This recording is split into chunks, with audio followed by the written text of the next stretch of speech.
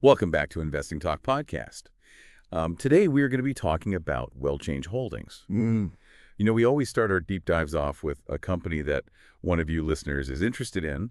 And, you shared a ton of information about this Hong Kong company, and it looks like they are an enterprise software solution provider. Yeah.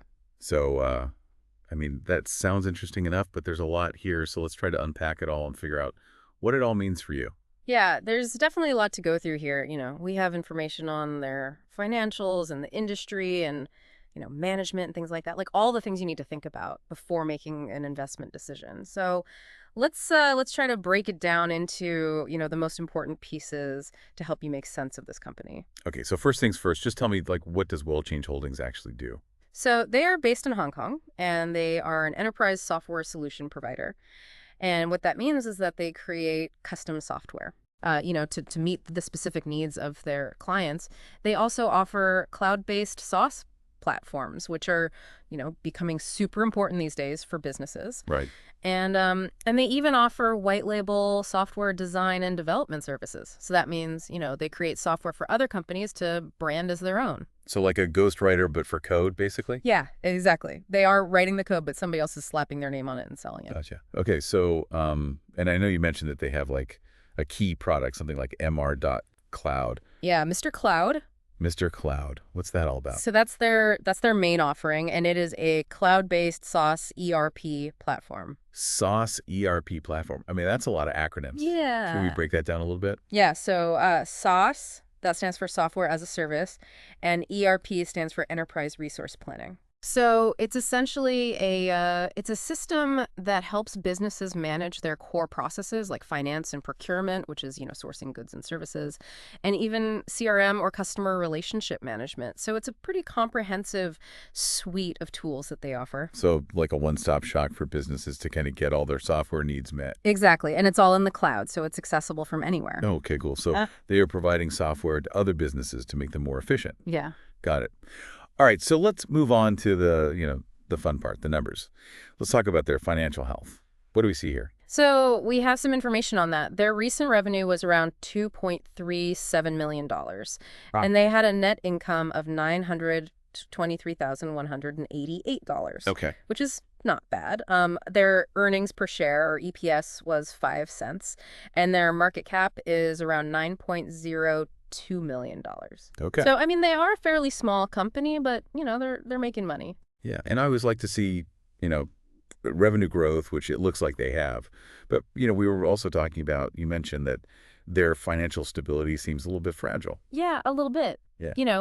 Because they are so small and they don't have a ton of cash on hand, it makes them a little bit more vulnerable to, unexpected challenges or economic downturns. Right, like if they wanted to go out and make a big investment in something new, or like you said, some unexpected thing happens, they don't necessarily have the biggest cushion to fall back on. Exactly. That's exactly right. Okay. And what about debt? Are they carrying a lot of debt? So their debt to equity ratio is about 28%, Okay. which is pretty low. Right. So that's a good sign they're not over leveraged. And what about their profitability? Like how efficiently are they actually making money? So their return on equity, or ROE, was really good. It was almost 50%. Wow. Okay. That is good. All right. So I'm seeing a theme here, like a lot of good things, but then some things that make me a little bit nervous. And then we have a bunch of metrics that are listed as not readily available, like specific revenue changes, the PE ratio, free cash flow, the price to book ratio. Like, what do we make of that? Yeah, that's a good point.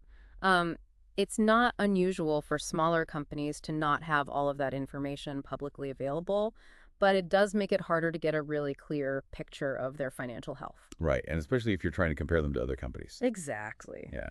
Okay, well, let's move on then from the financials to their recent performance, particularly how their stock has been doing.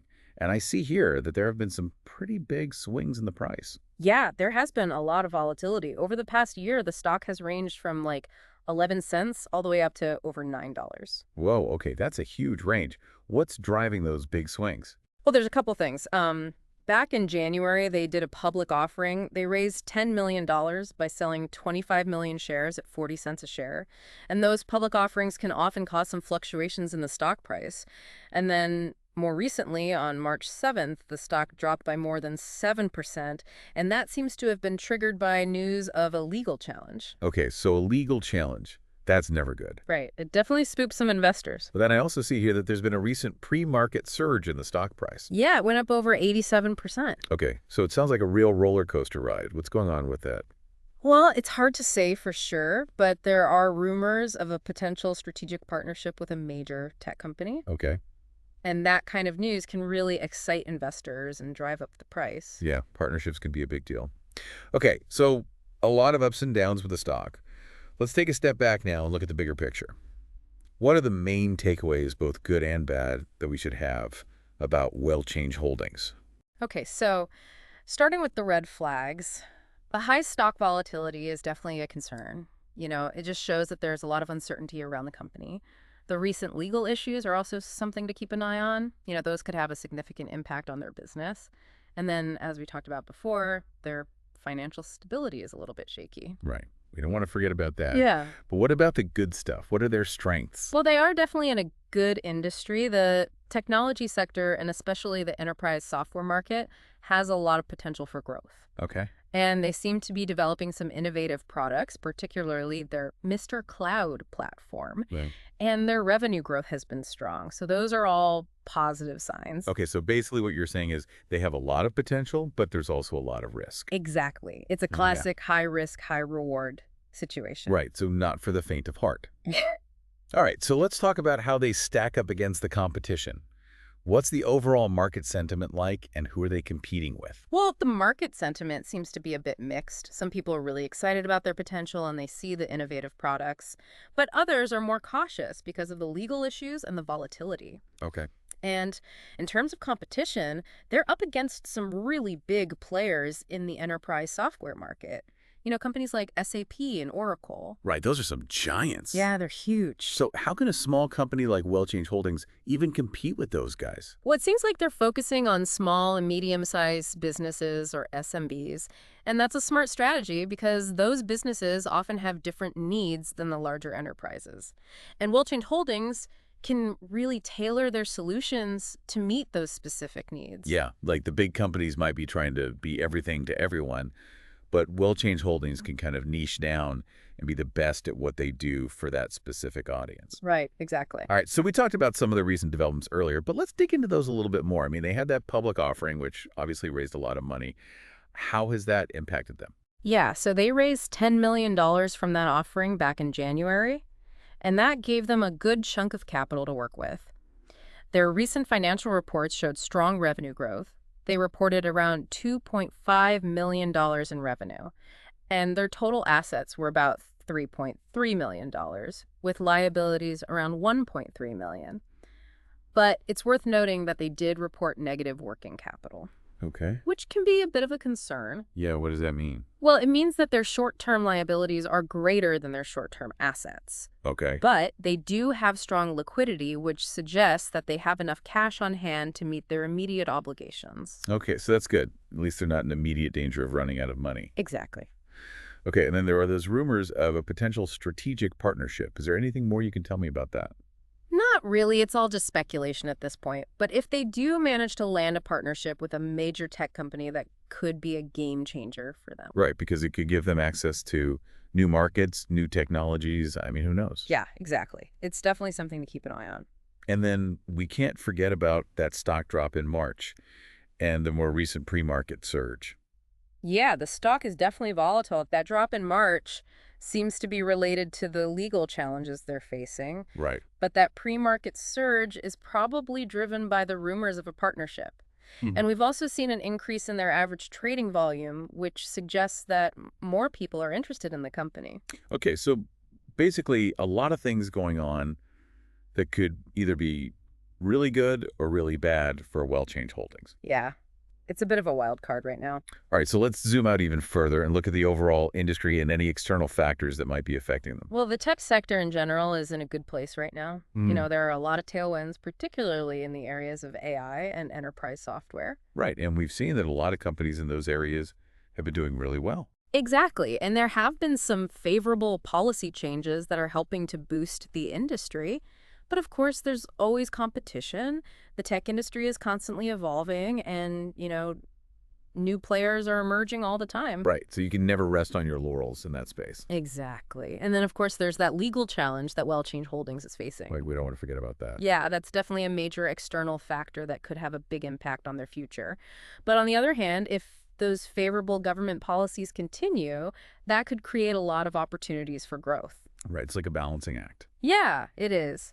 And then, of course, you always have to consider the overall market volatility and economic conditions. Those can affect any company, especially smaller ones. Yeah, you can't control the macro environment.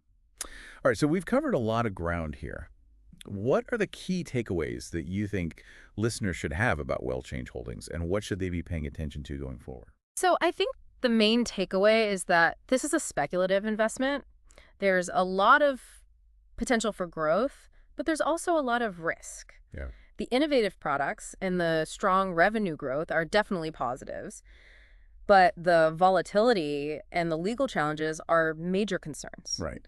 And it's important to monitor their future earnings reports to see if they can maintain that growth. And any news about those legal challenges or those potential partnerships could have a big impact on their stock price. Okay, so basically stay informed and do your research. Exactly. And where can people go to find more information about Wellchange Holdings? Well, you can always check the company's filings with the SEC. Okay. You can find those on the EDGAR database. All right. And websites like Bloomberg and Yahoo Finance also have a lot of good information about publicly traded companies. Cool. And I always say check out the company's press releases as well. Yeah, that's a good idea. That's where you can get their perspective on what's happening. All right, so looking back at all this, what really stands out to you about Wellchange Holdings? I mean, they've got the volatility, the recent funding, the potential in the SaaS market. It seems like they are at a pretty crucial point in their journey. Yeah, I mean, it's definitely a fascinating company. They are operating in a really dynamic market, and they seem to have some good ideas. Right. But the lack of complete financial information does make it a little bit harder to fully assess their situation. Right. You always have to do your due diligence. Absolutely. All right. Well, we hope this deep dive has been helpful for you. If you enjoyed it and want us to take a closer look at another company, just let us know. Subscribe to the channel, like this video, and leave a comment down below. And as you go about your investing journey, think about this. In a market that is full of both established giants and emerging companies, how do you weigh the potential of a smaller, more agile company against the stability of those larger, more established players? That's a great question. Yeah. And it's something that every investor has to grapple with. Exactly. All right. That's all for today's episode of Investing Talk Podcast. Thanks for listening.